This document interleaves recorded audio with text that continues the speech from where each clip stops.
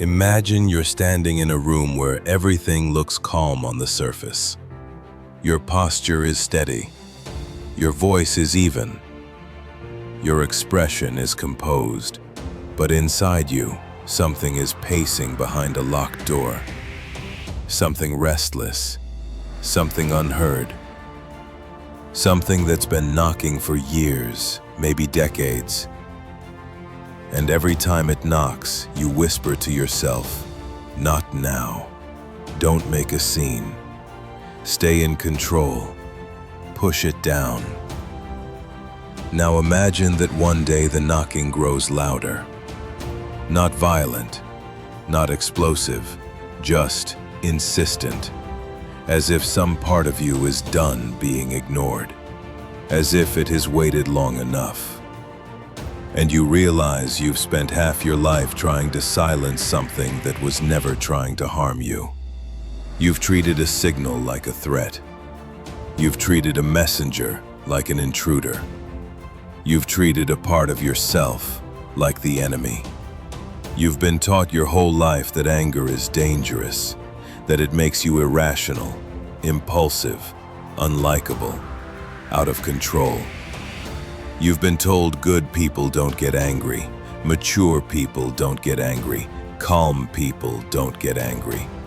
And so you crafted a version of yourself that looked peaceful, agreeable, steady, polite. A version that knows how to swallow discomfort and replace it with a practiced smile. But have you ever wondered, at what cost? What if anger isn't the wildfire you fear, but the smoke that reveals where something is burning? What if anger isn't an enemy to defeat, but a signal you never learned to read? What if the thing you've spent years suppressing is the one thing that could finally lead you back to yourself? You may feel uneasy even considering this, because it challenges everything you've been conditioned to believe. You've always assumed anger means losing control. But what if suppressing it is what's actually controlling you? What if the real danger isn't feeling anger, but never understanding it? Somewhere inside you, your anger has been waiting for this moment.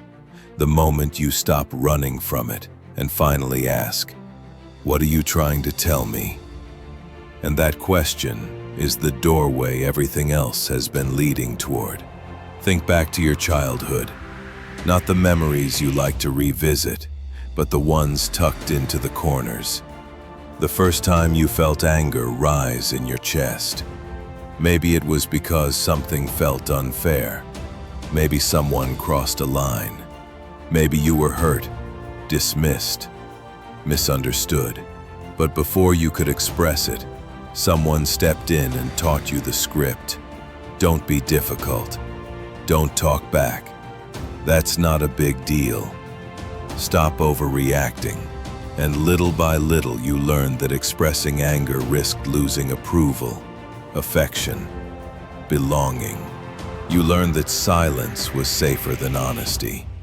You learned that compliance was rewarded, while emotion was corrected. So, you pushed it all down. You hid it, buried it, denied it, smothered it, not because you wanted to, but because you believed it was the only way to stay loved. This is the moment anger moved into your shadow, as Jung would say. Not gone, just banished. Not erased, just exiled. And everything exiled eventually becomes distorted. Anger didn't vanish, it went underground. And from there, it began shaping you in ways you never saw. Repressed anger doesn't evaporate. It leaks. It reroots. It disguises itself. It becomes anxiety. It becomes irritability. It becomes passive aggression. It becomes self-criticism. It becomes the numbness you mistake for peace. It becomes the tightness in your chest that you call stress. It becomes the exhaustion that comes from pretending you're unhurt. Most people don't avoid anger. They avoid the transformation it demands. Philosophers understood this long before psychologists measured it. Nietzsche believed emotions like anger were expressions of life force, the raw will to live authentically. He said the real tragedy isn't anger. It's the domestication of the human spirit. When you suppress anger, you don't become saintly. You become small. You become obedient. You become easy to manage. Society praises that. Systems thrive on compliant individuals. Workplaces prefer the ones who don't question. Families feel more comfortable with the ones who stay silent. Culture rewards people who swallow their truth to maintain harmony. But harmony at the cost of the self is not peace. It's imprisonment. You think you're suppressing anger to keep the world calm, but the world has simply convinced you that your discomfort is the price of acceptance. You've been trained to fear your own inner compass. And here's the paradox. Anger is the least understood emotion, yet the most honest one. It never appears without reason. It never comes empty-handed. Behind every wave of anger, there is something it's trying to protect. A boundary, a value, a wound, a need. The question isn't, how do I get rid of my anger? The question is, what truth is my anger trying to reveal? Now, imagine all the times you said, "It's fine," when something in you tightened.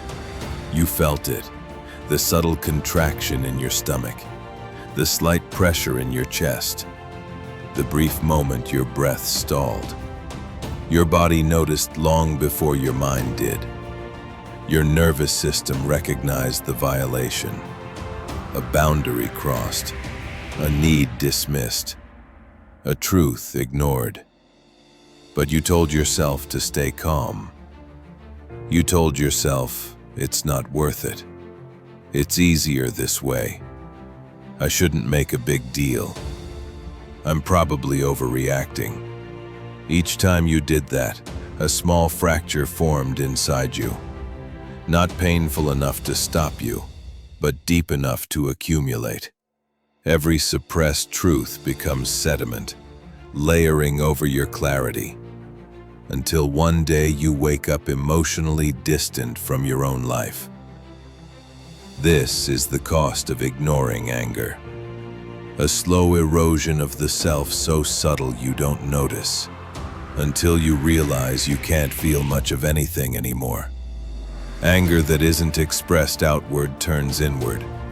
It becomes self-doubt, self-restriction, self-blame. It becomes the belief that your needs are burdens, that your boundaries are inconveniences, that your voice is optional. You may think this protects your relationships, but relationships built on your silence require your disappearance. And a connection that demands your erasure is not connection. It's dependency masquerading as harmony. Over time, your identity bends towards safety. You learn to anticipate other people's comfort before your own. You swallow discomfort in the name of avoiding conflict. You shrink to make others feel bigger. You apologize for existing too loudly. Your anger doesn't make you dangerous. Suppressing it does. Because the more you deny it, the more unpredictable it becomes.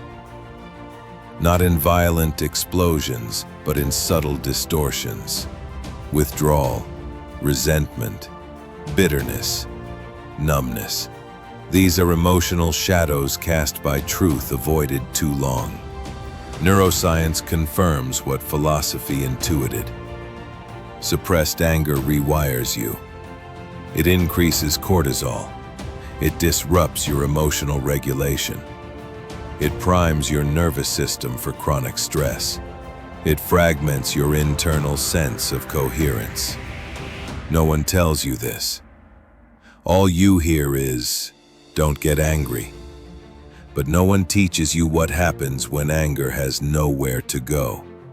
You end up living in performance mode, playing the role of the calm, agreeable person. You tell yourself this is maturity, but maturity is not the absence of anger. It's the understanding of it.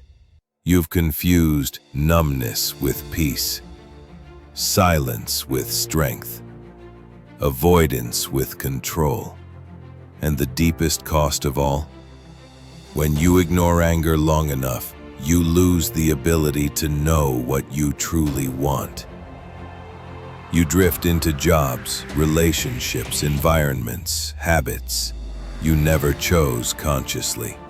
Your life becomes a collection of compromises, not decisions. A sequence of tolerances, not desires. Anger was never the problem.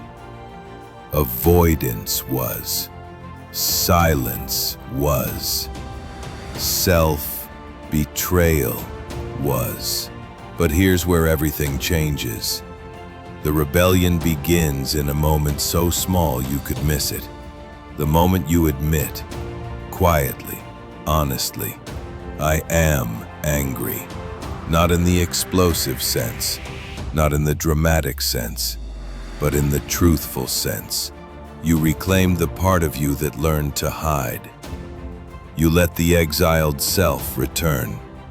You acknowledge the signal instead of suffocating it. The first step is naming it. Not, "I'm stressed." Not, "I'm overwhelmed." Not, "I'm fine, just tired." Say the real word. The forbidden one. The one you swallowed for years. Anger. Naming it is an act of rebellion. It's shadow integration. It's the beginning of reclaiming your inner authority. Because emotions lose their chaos the moment you stop pretending they're something else. The second step is asking, what is my anger trying to protect? There is always something beneath the surface. A need, a wound, a truth, a boundary. Anger is a bodyguard for your deepest values. The third step is differentiating between the wound and the story you attach to it. They ignored me. I'm invisible. They criticized me. I'm unworthy. They dismissed me. I don't matter. When you separate the wound from the story, the wound becomes healable instead of identity-defining. The fourth step is channeling the signal into action, not reaction. Anger doesn't want you to lash out. It wants alignment. It wants honesty. It wants boundaries. It wants restoration. The fifth step is reconstructing your identity around courage instead of compliance. You stop being the person who avoids conflict and become the person who stands inside truth. You stop shrinking and start taking up your rightful space. The sixth step is drawing boundaries that aren't apologies. A boundary isn't aggression, it's clarity. It filters people. The ones who fear your boundaries were benefiting from your lack of them. The seventh step is transforming anger from poison to purity. Owned anger becomes calm, precise, grounded. You no longer react, you respond. You no longer explode, you express. You no longer fear the signal, you follow it. And slowly you evolve into a person who is harder to manipulate, harder to silence, harder to control. Not because you resist everything, but because you finally honor yourself. History's most awakened individuals weren't devoid of anger. They were guided by it. Their anger wasn't chaos, it was clarity. It illuminated what needed to change. It propelled them into truth. It was the friction that began their transformation. And now, you reach the final, life-altering truth. The truth all of this has been building toward. Your anger is not here to destroy you. It is here to awaken you. It is the spark in the dark room, the part of you that refuses to settle, the part that remembers who you were before fear taught you to disappear, the part that believes you deserve a life where your boundaries are honored, your needs matter, and your voice counts. Anger is not the threat. It is the inner compass pointing toward the life you abandoned. It is not looking backward. It is pulling you forward, toward alignment, toward truth, toward integrity, toward the self you were meant to become. You don't need to fight your anger. You need to listen to it, decode it, honor it. Because anger, at its core, is the voice of the future you, the version of you who refuses to live small. And when you finally stop silencing that voice, your life stops being a performance and starts becoming yours.